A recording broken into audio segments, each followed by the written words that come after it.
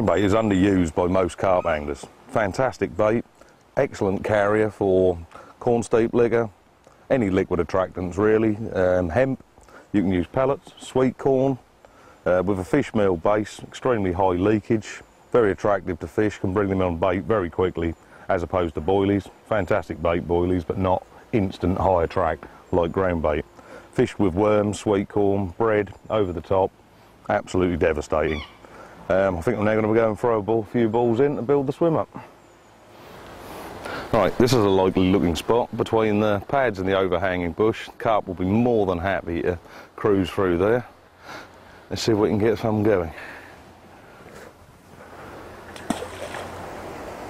Hi, my name's Robb Nunn, consultant for JRC Tackle. We're currently fishing an extremely mature mill pool dug 400 years ago by hand in the heart of rural Suffolk. It's overgrown with lily pads, weed, silt, overhanging trees and everything a carp angler could want. I've baited a couple of likely looking swims down to my right, and if we creep down we might be able to bag one. Let's go and have a look. And over to my right the fish are already bubbling, quite heavily on the feed by the look of it.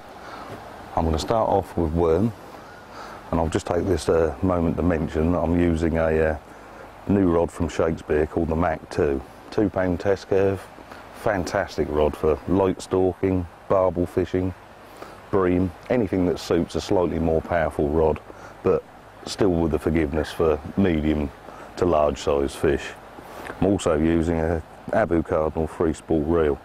Fantastically smooth, clutch is excellent, and all will be available shortly. Right, back to the fishing. As you can see, I'm tucked away in the bushes. Hopefully a few carp down to my right here. I'm going to start with worm and see what we can get. What carp could possibly resist that? Right, now gently going to get up, as not to spook the carp, and hopefully flick it on the bubbles first time.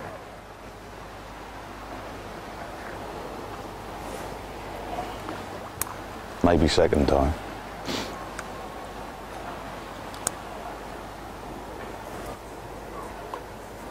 Absolutely perfect. Now I'm going to creep back into my hiding position.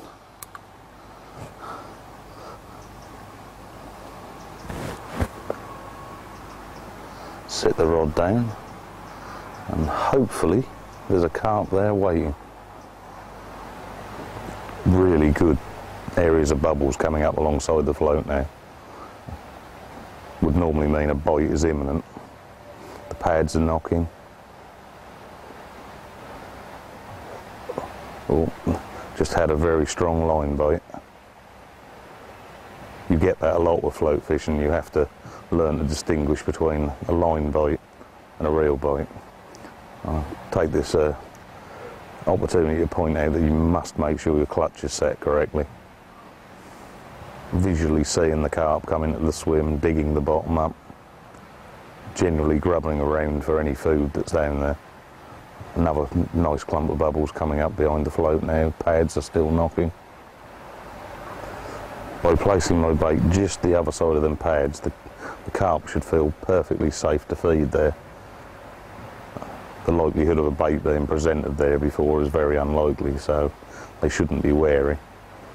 The difference could be this side of the pads, they may not move on to the bait. Just missed a bite there. Schoolboy error. Rebait and try again. There was no disruption in the swim, so hopefully it wouldn't have cost me a fish. With the amount of fish that were there, I didn't pick up an instant take.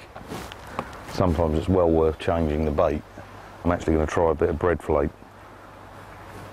Very underrated, very underused. Just nip it on nice and tight, it will soften well enough for the hook to fly out. Nice and heavy for casting as well. Not too aerodynamic. Might take a couple of casts just to get it there.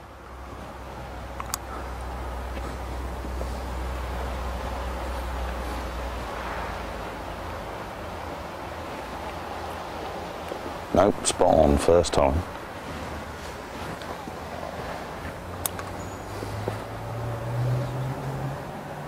carp appear to be quite happily moving between the pads and the sunken tree to my right. The carp in this lake spend an awful lot of time underneath the lily pads. If I don't pick up a fish here within a couple of minutes, you can always switch and change. It does pay to bait up several spots to give the carp an opportunity to rove around freely picking up the feed, which will more often than not make life easier to pick one up. Bigger fish moving through the swim again, lily pads are banging, bubbles around the float. The carp just broken the surface in the overhanging bush to the right. I'm going to give it a couple more seconds, but then I shall check my bait, perhaps try a bit of sweet corn, just go through a few different baits just to see which part of the feed that I've put on the bottom, their preferences. As you can see, the shot is all loaded towards the bottom. That will lay on the bottom, and as the fish picks it up, that will lift. Thus the float will lift at the surface. Very effective method. What I'm going to do is just shorten this, just in case I'm getting pickups and they're not registering too easily. If you shorten the distance, it's closer to the hook, which should give you more indication on the float. With this method, it's not necessary to plumb the depth. As long as you're fishing over depth, you cock the float with the tension on the line. Just enough sweet corn to mask the hook. Just like that, leaving the hook point proud.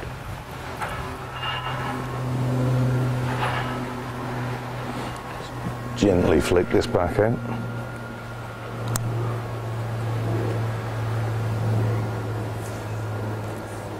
That'll do nicely.